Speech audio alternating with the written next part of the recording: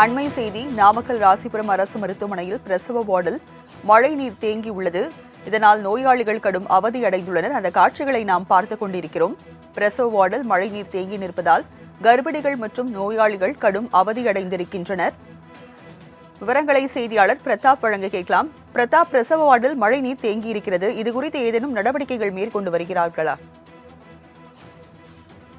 ராஜலட்சுமி, நாமக்கல் மாவட்டத்தில் கடந்த 10 நாட்களாக கடும் வெயில் வாட்டி வந்த நிலையில் தற்பொழுது நாமக்கல் மாவட்டம் முழுவதும் பல்வேறு பகுதிகளில் பரவலாக மழை பெய்து வருகிறது.